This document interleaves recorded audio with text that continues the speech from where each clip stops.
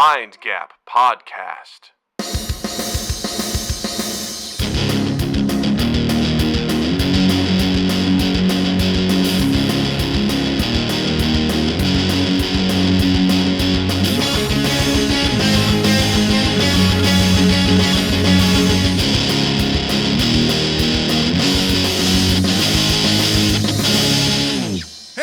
Welcome to Mind Gap Podcast. I'm Doug. I'm Justin. And Doug, I feel like you have a question for me this week. I do have a question for you because this popped in my head randomly. If you could go back in time, basically you're going to stay yourself as you are right now. But if you could go back to either like high school or college to take one class again, okay, which class would you pick? And do you think you would enjoy that class more because of what you know now as an adult? Or would you call out the teacher for their bullshit because you know more now as an adult and that class is totally full of shit? Okay. I've got Did you four follow classes. That? I did. I got four classes that come to mind. All right. All right. There's four. I have thought about this myself at different points. So the four classes that I would go back to, two of them were in high school and two of them were in college. So the two in high school, would be just kind of social studies in general. I'd like to go back. I feel like the older I get, the more, and I feel like this is just most people as they age, history becomes interesting. Like how many times are we like, why do our dads read so much or watch so many World War II movies? I get it now. Right. So just social studies. I hate that I do it. I'm literally rewatching Band of Brothers for like the fifth time. Yep. And I just fucking love it. Can I tell you a secret? Sorry. So am I. Yeah. So am You're I. watching Band of Brothers? Yeah, I am. Have you seen it before?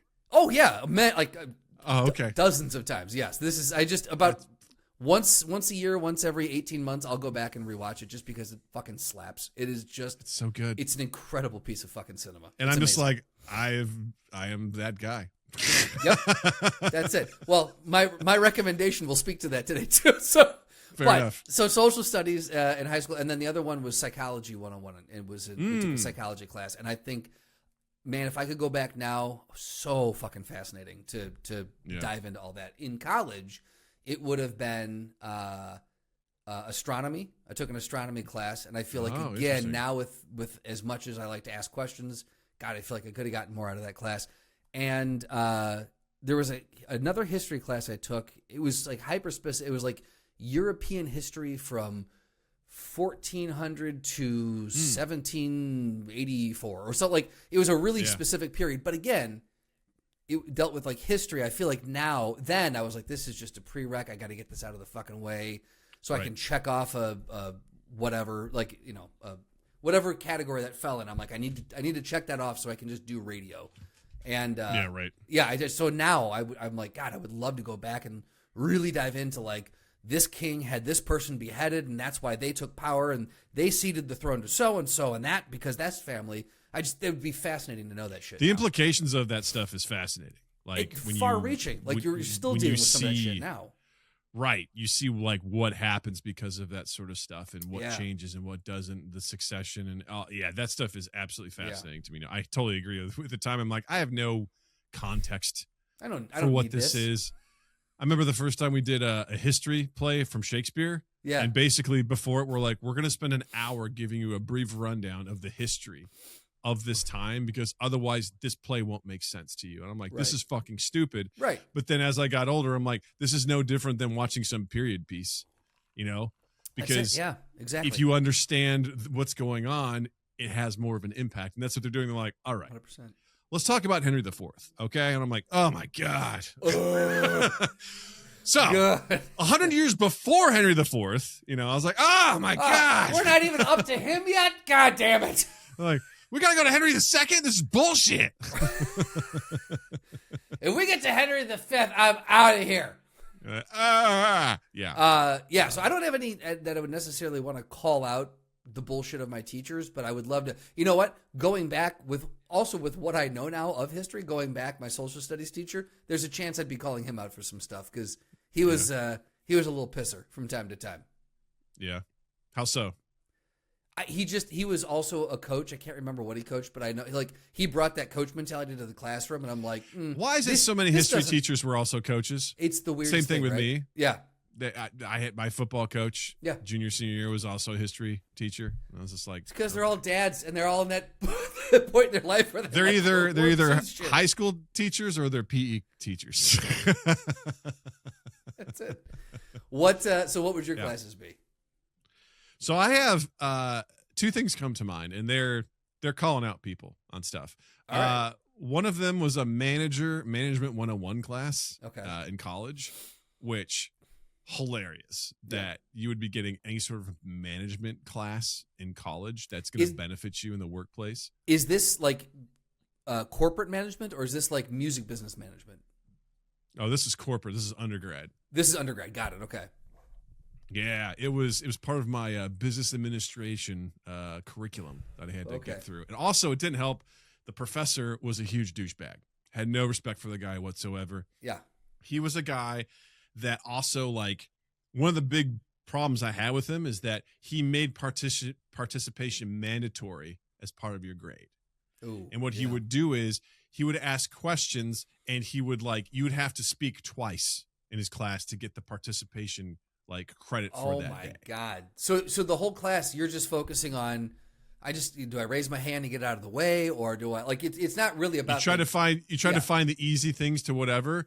And, you know, that's probably the beginning of how forced engagement really upset me. It set me on a path. Because out of spite, I just was like, I'll take the hit to my grade. Fuck you. I'm not doing this. Oh, wow. Like, Okay. I was like, this is bullshit. You are requiring me to engage. I'm sorry that you are not engaging enough as it is. I'm sorry you don't have the capacity to create an environment where people are going to participate in your class, that you are making it a requirement so that I think he was also up for tenure, and I don't think he got it because they take surveys from students very seriously. And I was like, fuck that guy. I'm assuming you couldn't have been the only one to. No. Like, everybody hated him. He was awful. I was going to say, yeah, he made his own bed on that one. Yeah, terrible. Just terrible stuff. But I would love to go back to that class because obviously none of it stuck. Sure. I remember there was one section about emoticons, like not even like emojis, but like, you know, the colon and then parentheses. The how to use that in the workplace as far as like emails and shit like that. I was like, okay. But I would love to sit through that and just be like, none of this is relevant. Right. None of this is relevant. It also, like, this is like the one management class that kind of, no, I take that. Well, no, there were some other like higher level classes that you took that were more interesting and more engaging because they dove into different aspects. Like there was one class that I absolutely loved. I still remember the professor, and his whole thing was like, here's a case study on something that happened in real life. Sure. So for starters, from a learning perspective, this is real. This really happened. Like, this is the scenario. Like, the scenario was this guy had this company. I forget what they made. It was something to do with jackets or whatever. And something happened where, for whatever reason, I think that the factory had to temporarily close for a certain amount of time. And while it was closed, the CEO still paid the employees. Okay. Still paid the workers because he was like, this is the right thing to do. What we didn't learn until later is that ultimately that company went bankrupt. But, you know, but the time we're like, wow, this is cool. We're talking about the idea of like, what's the right thing to do? There's the business thing to do, and then there's the right thing to do. There's the moral thing. That was an interesting discussion to have through the lens of business. Right. In corporate world versus welcome to Management Up 101. Read this textbook on how to manage people when we have no concept of how to manage people when we're 18 to 22 years old. Like, right. And I'm like, what am I going to take from, there's none of us are going into management right away. This is crazy. No. Like, not at all. This is stupid. So I would love to go sit in on that class and I'd be like, all right, I tell you what, I'm going to get my participation grade today, sir. Every day you're going to hear from me and you're going to fucking hate it. I got shit to say, sir. Doug challenges the professor every fucking day. I'd be like, this is bullshit. The other one I would go to, it's just going to sound like a joke, 7th grade PE. Okay. I had an asshole of a coach who bullied me when I was in junior high. Really? And I would love to go back to that and say, hey, you're an adult. Why are you talking to kids this way? What would he say to you? Like, how would he bully you? So he called me a pussy a lot. No shit. And Man, he different times. he said, holy shit. Yeah, he called me a pussy a lot, and he said I had vaginal isis, which I think was a way of saying vaginal disease. It was like a clinical term, and he was constantly like giving me a hard time. Wow, he was a dude. real asshole. I was like, you're a 7th grade PE teacher who's a high school girls basketball coach, and nobody likes you. So sorry, you have to take it out on me. You know, like he was just a huge prick. So I'd love to go back and have a few words with him. 6'3" Doug, 200 some odd pound Doug, walking in going, "Hey pal, let's talk." Funny story. Years later, that guy tried to get a job where my brother was an administrator at the school. My brother rejected him because he was an asshole. Dude, sweet fucking poetic justice. That is. What are the odds of that? You're a dick to a kid who eventually is going to be your boss, and he refuses you employment because you're an asshole. And he doesn't trust you. Did Dave have him as well? Yeah. Oh, Dave knew him also. Yes. Love it. That makes me like just like by the transitive, like it makes me so happy. That gives me feeds me. I love when shit like that happens. Yeah. Yeah, it was one of those things where he told me that just offhandedly. He's like, "Oh yeah, this guy came by," and he's like, "I absolutely like rejected him." I was like, "Fuck yeah, that guy sucked." That's where your past comes back to fucking haunt you, man. Like if you're a dick, why would an administrator that you were a dick to when he was a kid trust you to be around children? You've shown your true colors, man. That's it. Game over. No way, dude. Yeah, that sucks. You just be like, "Yeah, man." You don't know everything. You don't know shit. Honestly, just playing sports again with some of those asshole coaches and just being like, "You, sir, are stupid. You're one of the dumbest people." And I can back it up with science. Yes. Like why what you're saying is stupid. Right. Like this is a really ignorant thing for you to do. And I don't know. Here's a number for a therapist that you can reach in the future, you know? Or just go back to when you guys were lifting and wrestling and for football. You've told me about before, like how improper, like you guys were all trying to like PR and like just how much you were putting yourself in harm's way in that weight room to be able to go back and talk to all the adults in that room and be like, why are none of you training these children on proper form and actual fitness? What is happening right now? Hey, a 9th grader should not be benching 300 pounds. No, that's not good. Jesus, that's bad. That kid, very successful athlete, but he blew out his shoulders. Shocker. You know, he had to have surgery. He ended up winning state in wrestling, but that guy put his body through hell in high school because everyone's like, how much can you lift? It's like, okay, that matters, but doesn't the performance on the sport matter? Like very much so. Also, what to what end after these 4 years? Are you going to go pro? Are you going to go for an Olympic gold? Like they don't care. What about the rest of your fucking life, man? It's the same people. There was people at the Division II school where I grew up where they would get kids in just for the fall semester, knowing full well their grades. They would not be able to keep their grades just so they could play a season of football. And they would actively and consciously do that so they could get good athletes, get a good performance, and then they fail out and they're like, well, thanks for playing. And this is what there's a lot of merit to high school and collegiate sports, but this is the other side to that where you're just like it's a fucking game and you're sacrificing this kid's future for what? Really?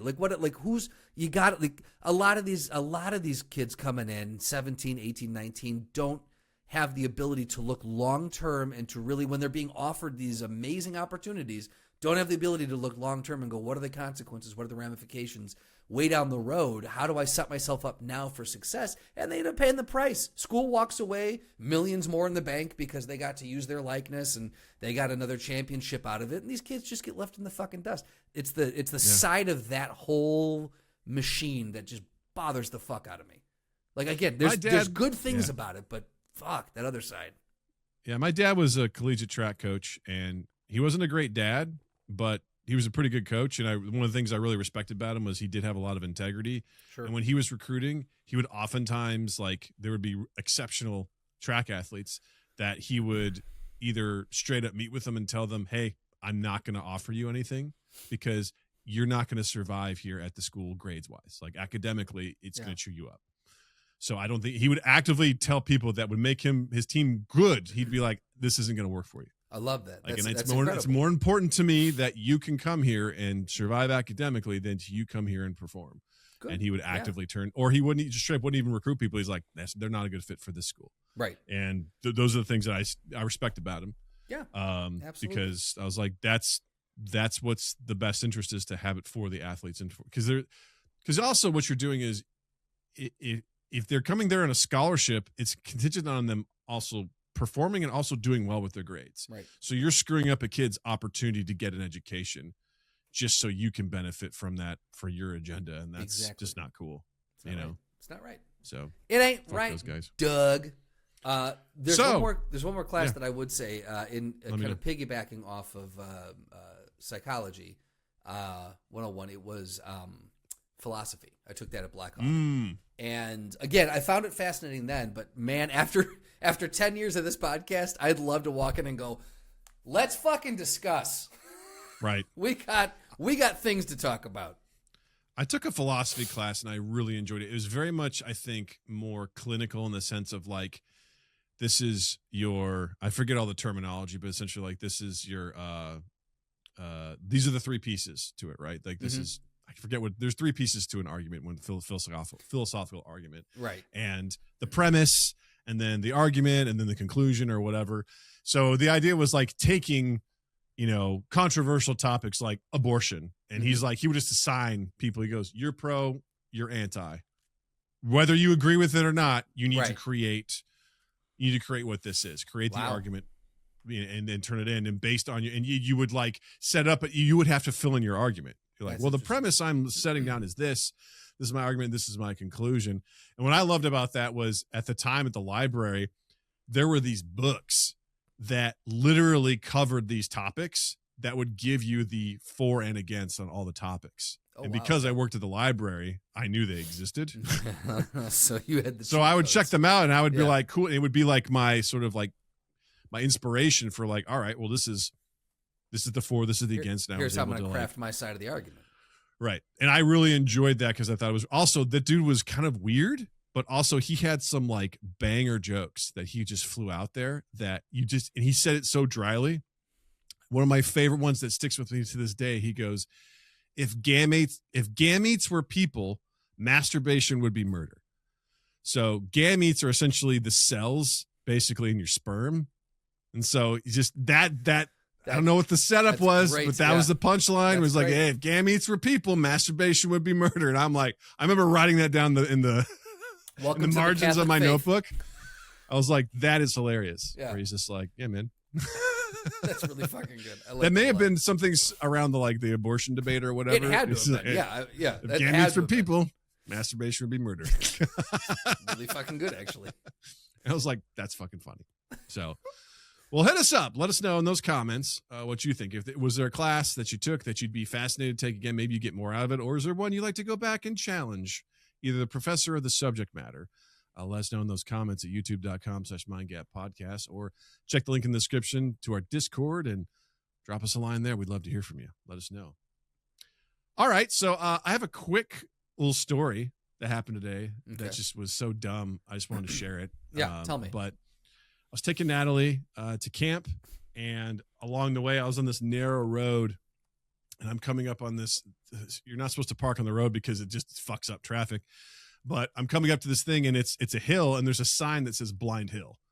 So if you don't know what that means, it means like you can't see on the other side. Right. So, and parked just in front of this sign was this massive dump truck, just massive dump truck taking over the right lane of where I am. So you had to go around the dump truck into potentially oncoming traffic, which you cannot see if there's for a blind hill. Exactly. Perfect. And hilariously written on the back of the truck said, "Trust in the Lord," which was hilarious to me. And I was like, I don't believe in God, but if I did, this would be funny. If he's like, believe. Now's the time. The blind hill. I will test your faith, my son. I'm test your faith. Also, gametes are people. Gametes, but that's okay. Gametes, whatever. Doesn't matter. Gametes are more terrifying. It's all, well, mitochondria. Yeah. Midichlorians, that's what it is. What are they? What's the powerhouse of the cell, Justin? It's midichlorians. How much do you want to bet that on a science class, in some science test, some kid got confused after seeing episode 1, The Phantom Menace, and he put midichlorians instead of mitochondria? I guarantee you there's a non-zero chance that happened. There's a non-zero chance that happened, either as a joke or someone got it confused. They're like, mitochondria, midichlorians. And the teacher had to be like, God damn it, George Lucas. Fucking Lucas. So did you trust in the Lord and did you take the hill? I don't believe in God, but I survived. I went through because I'm like, well, here we go. You know, it was so funny to me just to be like right there in front of the blind hill, this massive dump truck. And for some reason, it just says trust in the Lord on the back of it. I'm like, okay. My question to you is, how many more signs do you have to be given in order for you to finally accept Jesus into your heart?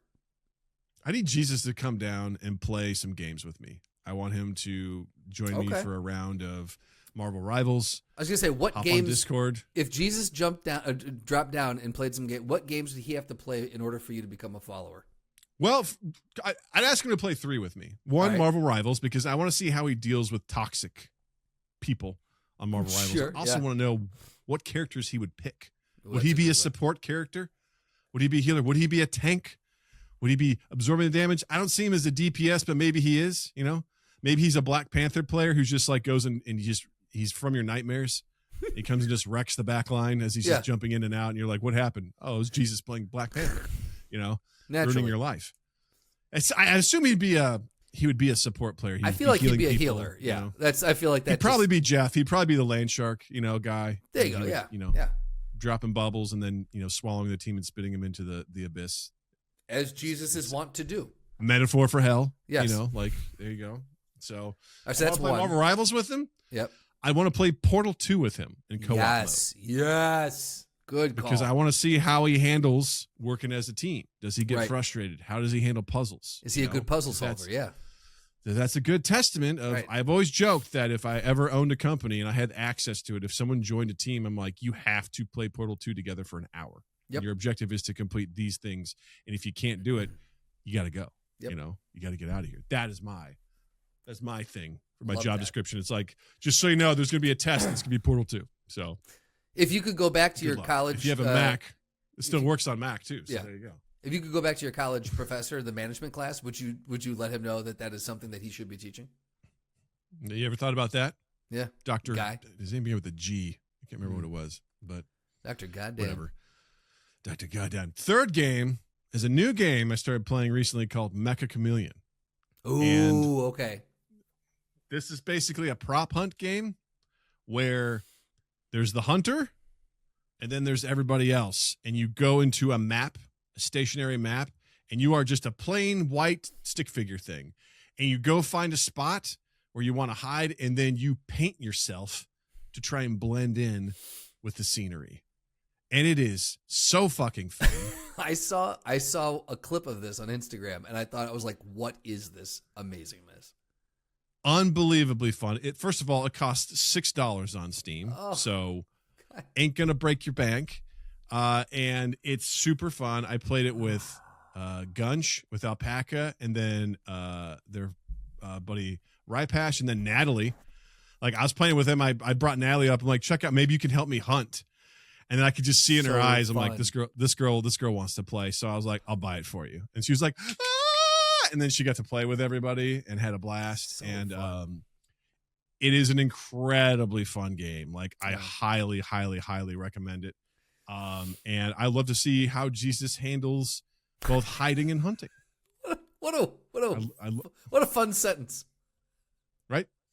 Because what's fun about the game is you can set it up so like most prop games, there's a way for you to like signal to the hunter to like taunt them. You can whistle or something, be like, woo, and they're like, where was that? In this game, you can set it up so that you auto whistle at certain time increments. Oh, so like it's like every 30 seconds, 45 or 60 seconds, and so like when that timer goes, he goes woo woo, and you're like, oh, you have to listen to be like, where was that? What's also cool is if you're hiding. Because there's a trick here. You don't want to be so far out of the way. Because the thing is, like, you won't get found, but you get points if the hunter has you in their line of sight. Like if you're in their point of view, the more times they pass by or look at you, or if they're staring at you, you start getting points. So the idea is like you want to be sneaky enough so that you're hidden, but you want to be in a spot where they can see you to a point where you're going to get points. Got it. And so that's what I think is really fun about that. And then, you're whistling and there's also tons of mods, like modded maps. I played a Mario Kart map last night, which was amazing. Insane. There's a Minecraft map because of course there is, but you're like, oh, this should be easy. But you realize the pixelation makes it really difficult to like paint yourself. Match the color. Yeah. Because you're like, wait a minute, this is not as easy as because it's just blocks. It's like, yeah, but did you match the pixelations? That's the question. And it's really sometimes it's fun to do like the textures and stuff to try and get it just right. How specific can you like how can you like super zoom in and like find detail, or is it like more? You can zoom in pretty far. You can change the size of your brush. Okay, it can be massive. It can be pretty small. I've seen people do incredibly impressive stuff. I'd like to see a pro league of this where you get like legit illustrators and whatever, and you give them an hour to hide and paint themselves and then let the hunter loose. That would see be what happens. Wild, dude. Is it so? Because when I was with the clip that I saw and the trailer you sent me of this, it looks like there's the painting really good job. Like people do a really good job, like painting themselves into the background. But you can obviously still see that there is a shape there. Is it different when you're the hunter than when you're the person? Can you see yourself a little bit more pronounced when you're a person, when you're the player painting yourself? Obviously, as the player, because you're there. But okay, that's fair. Yeah. I was playing with Alpaca last night. I literally crawled over this guy he was on a wall. I crawled up him 3 times. No, didn't fucking see him. Shit. Wow. Okay. And Alpaca was like, huh. I didn't see him. That's insane. And also like, okay. With the first game we played, I put myself right in the spawn room for the hunter and I made myself the ground. I just laid flat on the ground and I painted myself like the tile.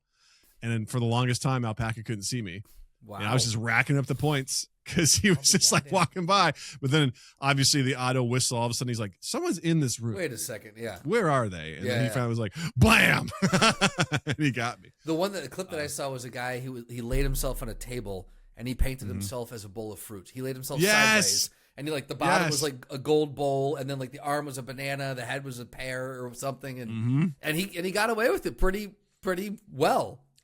It's really impressive. Like I've seen people like it looks like a kid's room and there's toys on the shelf and someone puts themselves up into a ball and they have like their butt facing out and then they just paint themselves to look like they were a doll and it looked good. Like on their lower back, they made eyes. And so like they made their body look like it belonged there and it was super impressive. So did these Alpaca made himself a horsecock. There's this one that was, it's like a farm, and he balled himself up, and put himself as a horse. Now, problem is, none of the horses have cocks, so I spotted him, I found him, but I was like, "Well played, sir." That's odd. Yeah, you're like, "Well done." That horse is well hung in this game that children can play. Odd. That is a girthy fat dong. Like. So did these characters have dumpers on them then too? Like if they said they turned and put their butt out and made that a face. Well, I was just trying to give you an idea of like their back. Oh, like, got it. Okay. They curled up into a ball and they turned their butt outwards so that it would give them more surface area to work with. Understood. Yeah.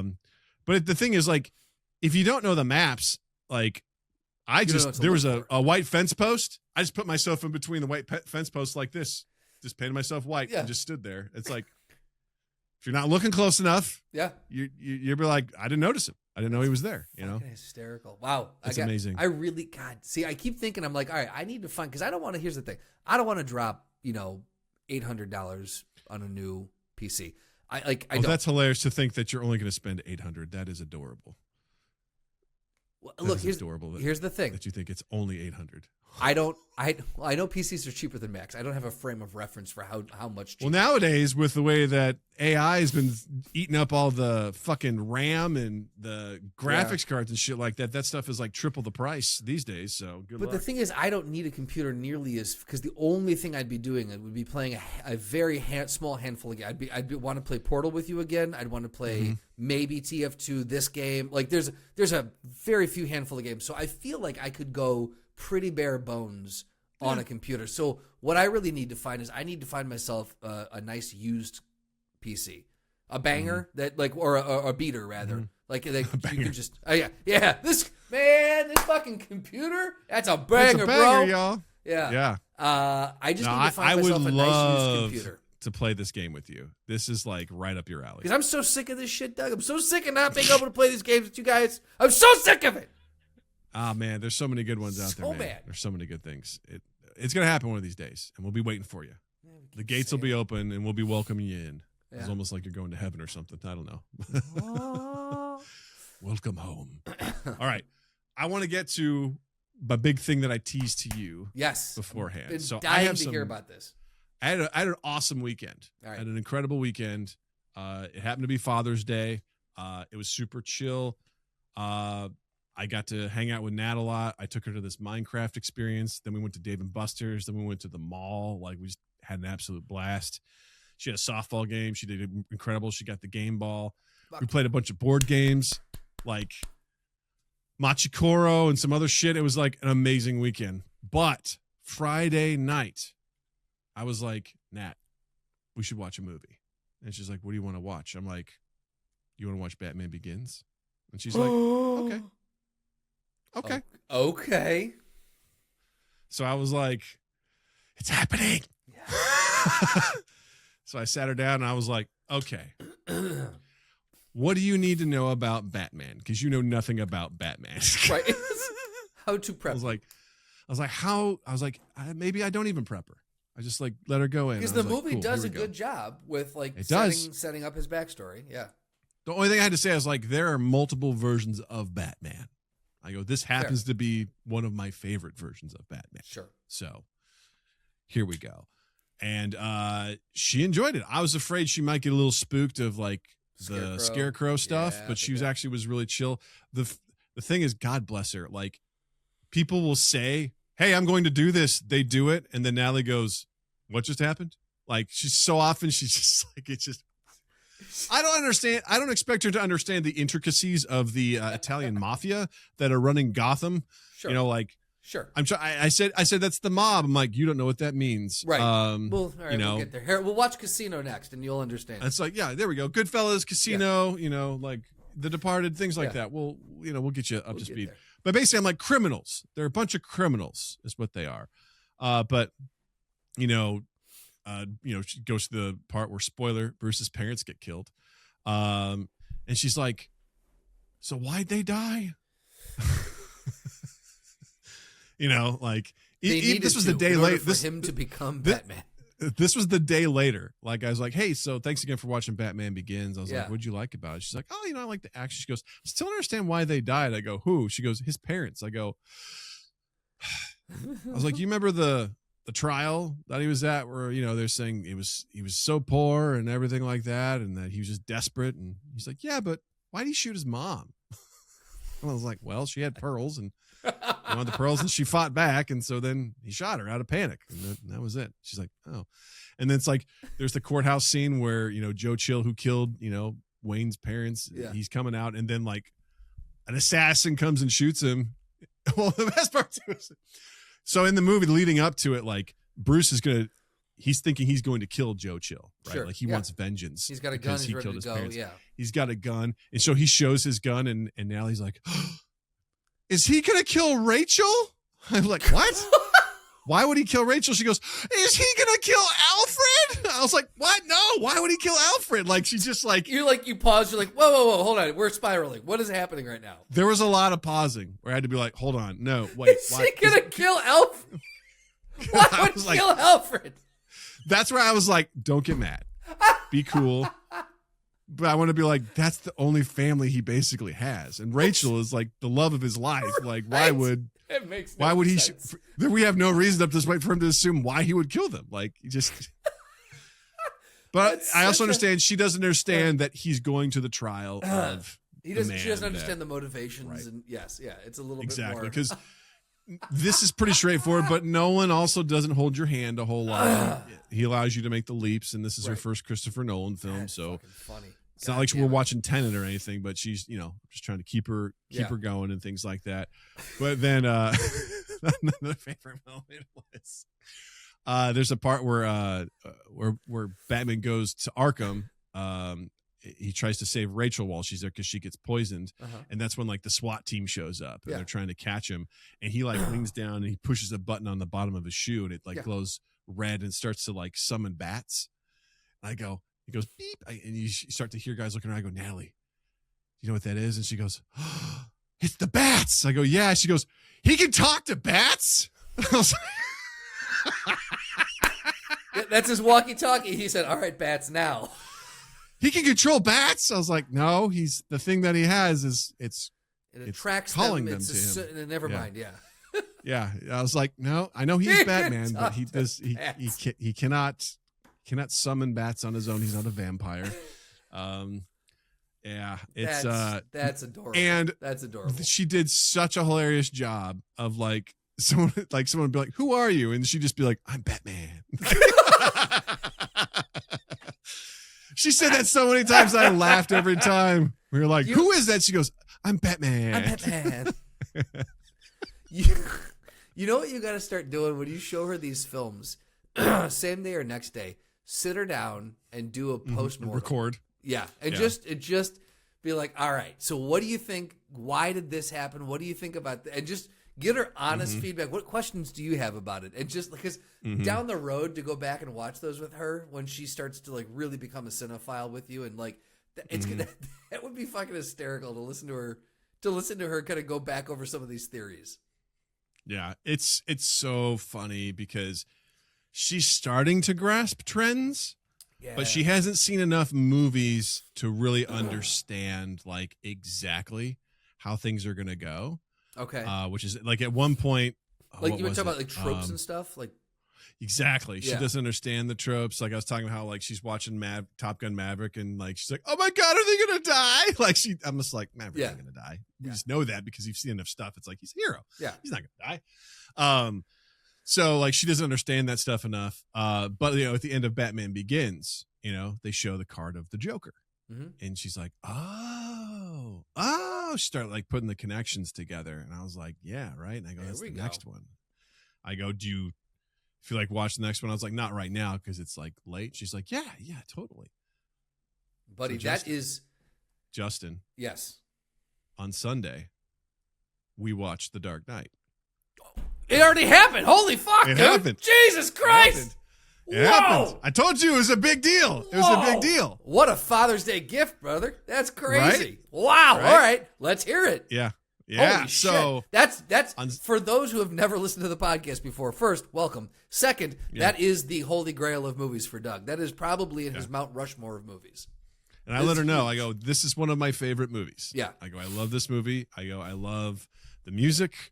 I go, I love so much. I go, I love the Joker.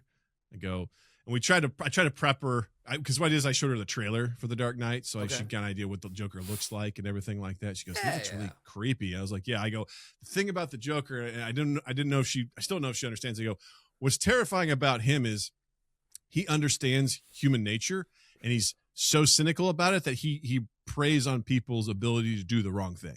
He knows people are. He knows enough about them to be like, I bet I can manipulate them in getting them to do the bad things. Right. And I go, and you'll see that throughout the movie. So we started the movie and we were off to the races. And my favorite part too is Jill hasn't watched these in a while too. And she was also really enjoying it. Like, I love that part, you know? Well, I love the fact that you get to sit there knowing what's coming. You get to be like, as it's coming, you start looking over at them like, okay, what is their reaction going to be? Yeah, keeping an eye on it. Like the jump scare when the guy hits the window. I totally just turned and looked at her when that happened, and she's like, "Ah!" love it. Especially because the Hans Zimmer like wham, music beat as it happens. It's like so amazing, intense. Yeah, it's so good. But like the thing that to this day I always have to remind her, like, you know, in the scene where, you know, Batman, it's the garage scene with a crane and the Russian guy, and they're trying to do a drug deal, and like the fake Bat guys show up, you know, the other vigilantes, yeah. Right, and he pops up, and she's like, "Who's that?" And I was like, "If you're asking a question, wait, just wait. I'm willing to bet they're going to answer that question for you. Like, It drives me nuts. if she just goes, who's that? What's he doing there? I'm like, just watch. Give me the plot. Just tell me what I'm about to watch. I was also trying to stress to her, I go, especially for that movie, I go, obviously it's a big part of Batman Begins is that Batman doesn't kill. Like, he doesn't do that. Yeah, I go, that's really important for this movie.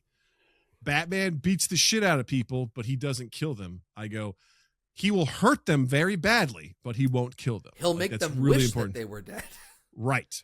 Yeah. And they kind of are afraid of him because of that. Right. Which is, you don't really see that a ton. I think the one scene you see it is when he has Maloney, and he's like, has him from the rooftop. Yeah. He's like, hey, from one profession to another, a drop from this site wouldn't kill me. He's like, I'm counting on it. And then drops him and basically breaks his fucking ankles. You're just like, again, that's the sound cue when he hits that. It's like, yeah. And I was like, that's who he is. He's like, I'm not going to kill you, but you're going to fucking hate this, what I'm about to do to you. You're going to wish for the sweet release of death when I'm done with you. Right. And so, like, it's just, I love her mind because she needs everything very much explained to her. Sure. So, in the sequence when the Joker goes, I'm going to do a magic trick. Oh, no. And the guy comes over and boom, we go through that whole scene. And then she goes, so did he kill that guy? I'm like, oh yeah, that guy's dead. I was like, so what happened to the pencil? Did he kill him? I go, I know it's not 100% clear. I'm like, that guy did not get up. He's dead. I go, that pencil went right through his eye. He's gone. Dude, so I love that she was ruminating on that the whole time. Yeah. So quick question about that scene. Yeah. And then when he's like, telling the first story about how he got his scars with Gamble, and he's got the knife in his mouth, and then it cuts away. And she goes, how'd he kill him? I was like, I mean, we don't see it, but he probably cut his throat. Like, I mean, it's presumed, yeah. He had a knife. I was like, he's dead. That's all we need to know. We don't necessarily need, but she's always like, well, what exactly happened? I'm like, you're the kind of person that's like, where did the zombie plague actually start from? Here's the thing. There's a part of that exists in me as well. And I get it. Like I'm spiritually, I get it. We're connected there. Yeah, no, it also just explained to her that like so much of what they were doing in that movie was like practical effects. Like when we showed her the trailer and of like the hospital exploding, I go, Jill, your mom and I lived downtown when they blew that building up. I distinctly remember when they did that. It was on the news. 100%. Wow. It was on the news. They're like, Christopher Nolan blew up a building today. Like, and they showed it on the news. And I was like, that's crazy. So when it was in the trailer, I'm like, I remember seeing the live footage of this thing exploding. Yeah. This is crazy. Like, I remember when they shut down the street to do the semi-flip. Right. Yes. And I told her, I go, and then she asked me to pause. She goes, so did anyone get hurt doing that? Great question. Great question. I go, excellent question. I go, they do this stuff. I go, sometimes there's people in those vehicles. In this situation, probably not. I go, but then they cut to see the Joker coming out. They make it look like he was in there, but no one was in there. They don't want people to get hurt. So they take that stuff really seriously. That's so cool. Yeah. So what I love too is as we're getting towards the end, she's like, pause it. How much time's left? It was like 42 minutes. She goes, all right, big fight. And then they're going to introduce Bane. I'm like, okay. Like, because I love that she's calling it. Because they introduced Joker at the end of the last movie, she was convinced they were going to introduce Bane. Smart girl. Goes, I love big fight where she went there. Yeah, big fight, and then they're going to introduce Bane. And I don't think it went the way that she thought. Yeah, because there is some fighting, and then there's everything. And I had to pause and go, do you understand what's going on with these fairies? Do you understand like what he's asking them to do? Right. And like, of course, the music cues in that are like so intense. Yeah. As people are deciding whether or not they're going to blow up the boat, and she's like looking at me. She's like, "Oh." Did she get it? Did she get the stakes? I think she got it. I think she understood like what it meant. Because I could see as a kid that would be real. That whole the plan that he concocted it's convoluted for a younger person. You really need to be like fully immersed in the story to like fully understand like all the pieces that I don't know playing at the same time. If I asked her right now to tell me what that was, I don't know if she could tell me, and that's okay. Yeah. Because it's a pretty dark thing, and that's also why I find it so powerful when that prisoner throws it out the window. Yep. I'm like, that's fucking awesome. Yeah, that's a for really sure. Cool moment. For sure. And that's cool. And then I don't know if Batman I don't think she understood, fully grasped like the confrontation with Harvey Dent at the end and Gordon and everything, that final sequence there. I don't know if she fully got all of it, but then it's like building, to that point where it's like Gordon's talking with the voiceover and then it finally ends with Dark Knight and then it cuts and then she goes, "Where's Bane?" I thought they were going to introduce Bane. I love it. She goes, "I don't even know what he looks like." I go, "Hold on, let me pull up a trailer." And she goes, "Oh, that's the thing that's like in your office." I go, "Exactly. I got Joker Bane, over here. I got Bane there." Like, yeah. I was like, "That's Bane." She's like, love it. Okay. And then she saw Catwoman in the trailer and she goes, "Oh, Black Cat." I go, "No, Black Cat's Marvel. This is Catwoman." Oh, because she plays rivals. That's right. Yeah, exactly. Yeah, You're like, Natalie, there's a lot of like IP stealing between these companies. I was like, I can't. You spent most of your time with Marvel. Yeah. Like you haven't watched basically any other DC stuff. This is your Yeah. first DC universe. So I go, they're different. I go, that's Marvel. This is Catwoman. Do you know if did Nolan have Bane plotted out from the beginning when he was doing the 3-movie run, or did he pivot because we lost Ledger? I believe there was. I don't think Harvey Dent. I thought, I could be wrong. I've heard this from my brother in what he has researched. I think originally Harvey Dent wasn't supposed to die. I don't think. Okay, so we were going to get more of a Two-Face thing. I don't think. And so it was going to be something where Batman was going to have to, it was almost going to be like Silence of the Lambs, where he was going to have to get the Joker's help to. Interesting. To either it was Harvey Dent or it was going to be someone else. I think Bane was like an adjustment after Heath Ledger died. Got it. Okay. But I think he was going to have to basically go to the Joker and get his help. Yeah. To solve or to get through whatever was going to be there. It could have been the Riddler. I don't know. I know the Riddler was floated for a while. I think there's more fan theories. They wanted like Guy Pearce to play the Riddler and stuff like that. Yeah. That was like fan made posters and shit like that. So it'd be interesting. That was my understanding of it. Yeah. But big weekend, man. Yeah, she dude, watched that's first huge. 2 of the Nolan trilogy. That's huge. Are you gonna? And was done. I go, what'd you think? She goes, "I see why you like it." I was like, nice. She's like, "I'll give you that, Dad. I'll concede the. Goes, I see why you like your cute little movie." I go, what did you like about it? She goes, "I like the action." I was like, cool. Hell yeah. Hell yeah. Yeah. Did she? So she was. Now, did you ask her which one she liked better? I didn't. I have not asked her that yet. Be curious to see what she likes better. And then the other question is, are you going to dive into Rises? That's the plan. At some point, I'd like to watch Dark Knight Rises with her. Fuck yeah. I just rewatching these again. Batman Begins is fine. It's a great setup. Yeah. But I don't enjoy it as much as The Dark Knight. And Dark Knight Rises is just so disappointing. It's just. So you really did feel let down by Rises. I wanted it to be really good. There's just some key things in that where I'm just like, I just can't get over some of the plot points. I agree. They irk me really bad. He got 2/3 of the way there, and there was a gap. The gap that he couldn't. And I don't know if it's because he had to pivot or if he had. Yeah, I don't know what exactly it was. It felt like there was a lot of, because what I wanted to see was, I was fine with, obviously Bane beating the shit out of Batman. That totally cool. I think where it falls apart for me after that is the stuff with the bomb bothered me, because the fact that we're locked in Gotham kind of we're thing. locked in. We have a time limit on this thing, right? That I'm like, I don't like that. It seems it's also kind a of dumb. Wildly unrealistic time limit for him to heal, get halfway across the globe, get back into Gotham. That's, I don't like nitpicking on that stuff. I get it. Yeah. But it's like, he's standing up on this rope thing in the prison and the guy goes, "You have a vertebrae sticking out." And then he just punches him in the back. And he's like, "Okay, now stand until, lay there until you can stand."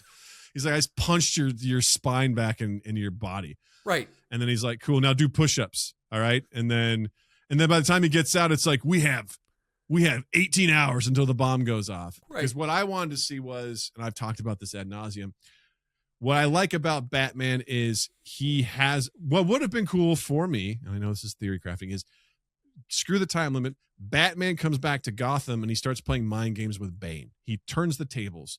Those little chalk bat symbols start showing up, and there's whispers. Like some of Bane's henchmen are like, "Batman, I think it was Batman. He beat us up." And he's like, "No, I broke him. He's not here." And he starts getting angry and he starts getting on tilt. And then Batman lures him into a situation where even though Bane is stronger than him, he strategically defeats him on his own way, in his own way, as opposed to the movie where he just has another fight with him. Right. And happens to knock one of his things out. Right. And then he's like, and I was like, that's not, it just, there was a lot of things where I'm like, oh, this could have been, this was right there. I dig that. I dig that. I really do. I liked the sacrifice element of it, but the bomb just irked me. Because it's like, we have less than 18 hours until this thing blows up and Batman just shows up. I'm like, okay. Yeah. Anytime you time box something, you've really got to work it's to tough. make it work. You can work with a time box in a movie, but the minute that you set that countdown, you've really got to you have to own that movie top to bottom to really make it work. Yeah. Well, the other thing that I always drove me nuts is just from a medical standpoint. Because we all know that, my medical knowledge is infinite and extensive. Very, very wise. He's got the vertebrae sticking out, punches it back into place. He says, stand until it's fixed. He stands. Then he tries to rock climb his way out, ends up falling no less than 30 feet and just gets, it's not even a bungee jump. It's just not like a bungee. It's just a fucking hard, stark rope that just stops him in midair. I'm like, that vertebrae, spoiler alert, is back out. I don't know what you want from that. That is, your back's broken again, guy. Sorry, hard stop. At the very least, you have irritated it. You've irritated it. Now you have ribs to deal with. There's something. Sir, good luck sleeping tonight. Exactly, yes. There is no advil. You are not in comfortable accommodations on the floor. Have fun. Yeah. But anyway, very exciting. Well, hey, looking forward to doing on finally, Dark Knight Rises. You made it. You're here. It may have been a little early, but I was also like, I think she can handle this, and I think we're ready to start it because why not? You've also been. If she doesn't fully grasp it, that's fine, and she can watch it more down the road, and then it'll slowly start to make more sense to her as time goes on. Exactly. You've also been chomping at the bit since this movie. You're like, I want to show this to Natalie.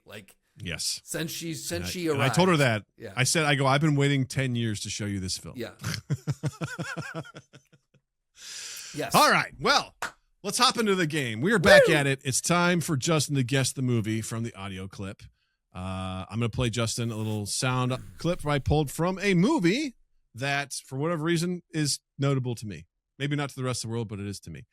And Justin essentially is going to have to try and guess what it is. So, Justin, I have 4 options for you here. I'm going to give you the same thing as last time. I'm going to give you agency. We're only going to do 3, but I'd like you to pick a number between 1 and 4. Okay, we're going to go 2. We're going to go 2. All right. You've seen this film. Here we go. What you see is a guy who never measured a man's success by the size of his what? I just love the way that's delivered because that goes from a 2 to a 16. It goes intense. Yeah, it does. That's the Dark Knight Rises. That is, I wish it was the Dark Knight Rises. that was the Joker. That was, yeah. He was doing an impression just of Martin Sheen, who was doing an impression of, Yeah. He's basically what that was what the Joker said when he lights the big pile of money on fire. He's talking to the Russian. There you go. All right, give it to me again. Here we go. What you see is a guy who never measured a man's success by the size of his what? It's so intense. See, interesting. Is it a Sheen? Is it Charlie or Martin? It is a Sheen. Okay. It is Martin Sheen. Martin Sheen, okay. And I've seen this movie.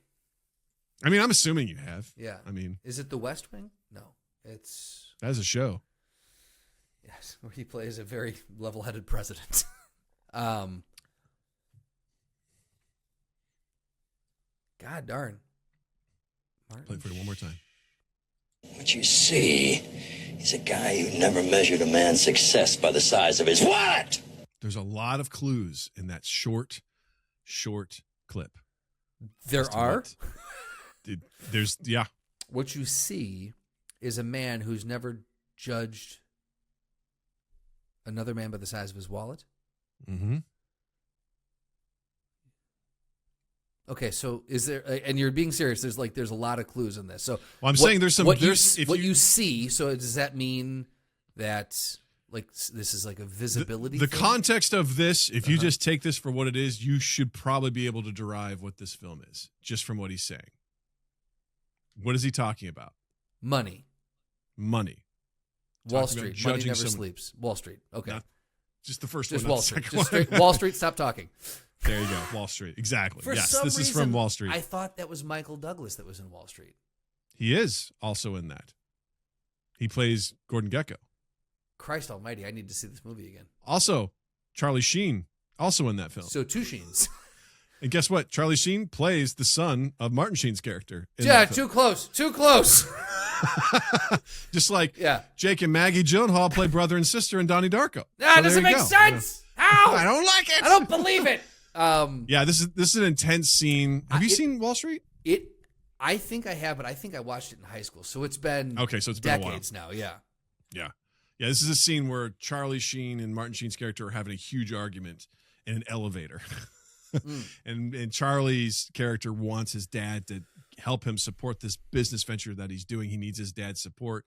And his dad, they're just like railing into each other, just trying to cut each other deep. And he's just like, boy, I must have really messed up as a father. Yeah. If you think that essentially I just don't judge someone, their success by the size of their wallet. He says it in such an intense way. I love it. Oh, Wall Street movie streaming. I just got to see, because this is one that I would go watch it again tonight. If it's streaming somewhere. It's one of those movies that I watch probably at least a couple times a year. Just pops up and I'm like, yeah, I'll watch this. I enjoy it. Is it Netflix? Is it on Netflix? No, it's not. It's not anywhere. I got to rent it. I don't know. Oh, wait. It'll be somewhere soon. It'll be somewhere at some point. All right, Justin. Awesome. Good job. Done. All right. Next one. 1, 3, or 4? 3. All right. I'm so glad you picked this one. Here we go. I'm jacked. Holy shit. I'm jacked. I'm jacked to the tits. To the tits. Do you feel it? No. Oh, that's as soon as he said jack to the, I was as soon as he said I'm jacked. I'm like, this is the jack to the tits. This is that. It is that clip. Yeah. Play it again. I was so focused on being right about knowing what line was coming. Go ahead. Play it again. I'm jacked. Holy shit. I'm jacked. I'm jacked to the tits. Good. Do you feel it? No. Oh, that's is this? It's Ryan Gosling. I'm just trying to remember what film that was from. Is that from Nice Guys? No. Ah, shit. I'm jacked to the tits. What the fuck movie was he jacked to the tits in? Fuck. I know the clip. I just can't think of the movie. It's Lars and the Real Girl. What? It was an indie movie he did. Oh. Yeah. I'm jacked to the tits. If you listen to another voice, it might give you a clue. Go ahead. I'm jacked. Holy shit. I'm jacked. I'm jacked to the tits. Good. Do you feel it? No. Oh, that's this is oh my God. It's the second movie he's done with Carell. It's not Crazy Stupid Love. It's fuck.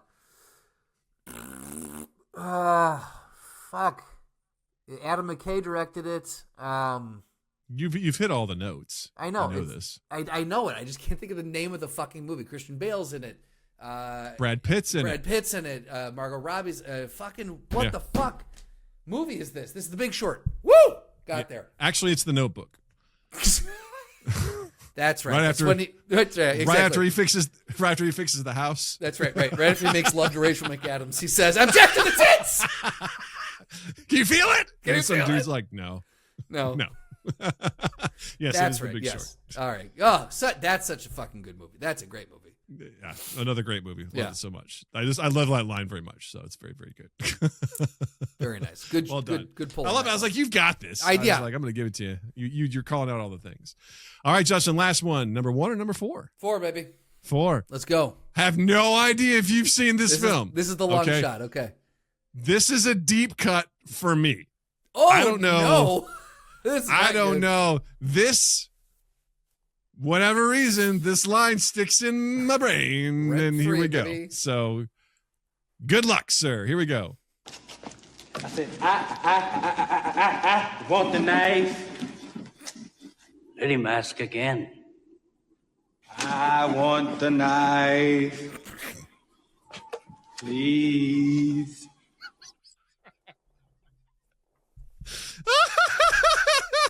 Every once in a while, you pull one that fucking breaks me. This is one of those. I'm definitely going to need to hear that again because I was not prepared. I stopped listening halfway through. All right, go ahead. Go ahead. Here we go. I said, I want the knife. Let him ask again. I want the knife. Please. That's Eddie Murphy. It is Eddie Murphy. All right, good job. Is this the Golden Child? It is the Golden Child. Yes, nice. Have you seen that movie? I have not. No. You haven't? It's the only one that makes sense. It's the does only that Eddie make Murphy sense? movie that makes sense. How does that make sense? It just does. Oh my God. I'm so You know what it is? happy you got It's- that. It makes sense because I've seen just about every other Eddie Murphy movie, and that line's not in them. This is a movie I watched a lot as a kid. Okay, I'll have to put this on my list too. I don't know if you have to. No, just know okay. that it exists. Maybe, I don't know, watch it and let me know. It's kind of like a fantasy-ish sort of thing based in the real world where there's like this small child that's like chosen to bring peace to the world and he gets captured, and then Eddie Murphy's like trying to help, but there's like some supernatural elements, and one of the things that he needs is like this special knife. Okay. So he goes to like this Tibetan monk place, and the way they talk to each other is like they there's this column that has like a spinning cylinder, and they spin it and they talk in all monotone like, "Hello, Justin, how are you?" La da da da da. And Eddie Murphy's character is just like super annoyed. He doesn't give a shit about any of this. Yeah. And so like they're doing all this stuff. And so like they turn to him and he grabs, he goes, I want the knife. Like he's Like doing he's like a scratching. turntable. Yeah. And there's this, I cut down the silence. There's this horribly awkward silence. And the guy's like, make him ask again. And he's like, I want the knife, please. Fucking love it. I'm so happy you got that. You hadn't seen it. That's awesome. Well done. That was we mind melted. I'm proud of that one. Oh. Proud of that one. I just love you're like, is it the Golden Child? I'm Is it like, the Golden yes, it is. It actually. is! Way to go. Let's fucking go. Well, here's the thing. I hesitated on Wall Street because I thought Wall Street like initially, and I'm like, I think that's Douglas, and I forgot Sheen was in it. So, like, I'm like, I'm not gonna hesitate again. I'm just gonna say it. If it pops into my head, we're going with it. Done. Trust that gut, baby. Trust that gut. Trust it. Oh, that's so fun. Good round, man. Good stuff. Thank Super you. fun. All right, Justin, what do you got to recommend this week? So Beth and I on Sunday went and saw the movie Pressure with Andrew Scott and Brendan Fraser and Damian Lewis, and it was fucking good, man. I really, really, really enjoyed it. It's one of those. I gotta say, the yeah. trailers did not do it for me because I understand the concept of this, but what I found it made me laugh because they're like, "What's the weather gonna be, boy?" He's like, "I don't know. I'm a meteorologist. Like, we got to invade Germany or Normandy. Yeah. You better get the weather right." And I'm like, "Wow, this is like every meteorologist's wet dream to be like, I wish I was this important." You know, like. It's just, I was just like, that's totally fair. That's 100%. I 100% know exactly where you're coming from, and you're not wrong. You're not wrong at that. But I'm also open to Yes. being something different than that. So today we were talking about that. The next, always a good sign if you're still talking about it the next day. So Beth and I at dinner tonight we're discussing our thoughts on it and just kind of like more in and outs about it. And she goes, well, what did you like about the movie so much? Or why was it a good movie to you? And I said, in a movie like this where you know what's going to happen, spoiler alert, we invaded and we took the beach. Like we know what's going to happen, right? And so it wasn't like war. will we, won't we? I don't know. I hope the weather holds up. Like, so we know what happened, but the fact that they kept the drama and the suspense and the anticipation throughout the whole thing, with the audience knowing what was going to come by the end, that to me is the mark of a good movie. If they can, you already know the ending, but they can still keep you going, fuck, how are they going to resolve this? That's, to me, that's the mark of a good filmmaker or a good movie, good acting, writing, all that. So it did that for me. And also I learned, this goes back to as you get older, being more interested in history, we were talking about earlier in the show. Yes. This I learned. I didn't know about Operation Tiger. Have you heard about Operation Tiger in World War II? So apparently they did a training run for invading a beach, and General Eisenhower sent his men to do this. He wanted to shell the beach and have like artillery and everything. So they'd be coming into that. They were supposed to shell it an hour before the troops arrived. The weather made them push and delay. They ended up being on their radio frequency was on a different frequency than the British Air Force was, and so the Air Force got the delay by an hour. So they pushed forward an hour, but the troops thought that they were still launching and invading, doing the training run at that time. So they ended up getting shelled by friendly fire and lost hundreds of young service members. And Ike was carrying this and going like, I can't, these boys' lives are in my hand. I can't do this again. We need to be absolutely sure, because I can't send, this is the biggest fucking invasion that the world has ever seen in history. Right. Like, and it like, so this inner turmoil he was wrestling with, and then some of the stuff that happens. Also, Andrew Scott is one of, I think, such a great actor. The best living actor, one of the best living actors we have right now. I absolutely adore everything he's in, and this movie was no different. So he's also in Band of Brothers together, briefly. He is, exactly. He's also in Saving Private Ryan very, very briefly. Yes. Yeah, so I just and Damian Lewis is in it, who was also in Band of Brothers, and I'm like, I trust you no matter what World War II thing you're in. You seem to have a grasp on the subject matter. Right.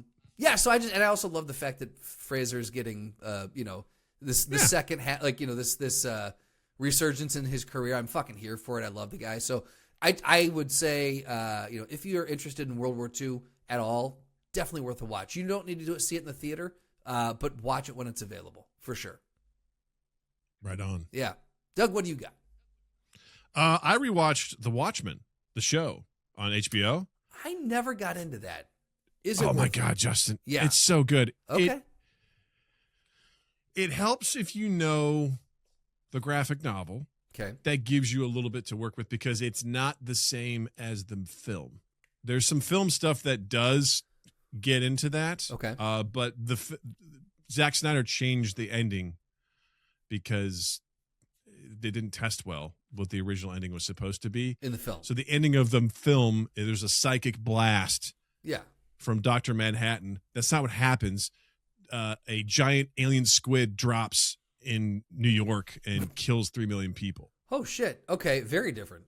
So that is very key difference to that, and that is like what has repercussions. But what I love, the show is so good. It's tough to get started if you don't know what's up, but if you stick with it through the end, Jill watched it and loved it. Yeah. And so like that's just, it is shot so well. Okay. There's a sequence that is so amazing. There's a couple episodes that I'm just like chef's kiss. Like they do such a good job with it. It feels like a comic in the best way possible. And it's really, really, really well done. Okay. Also, hate to admit it, this was the first time I learned about the 1921 Tulsa Massacre. Yes. Was because of this film. I did watch show.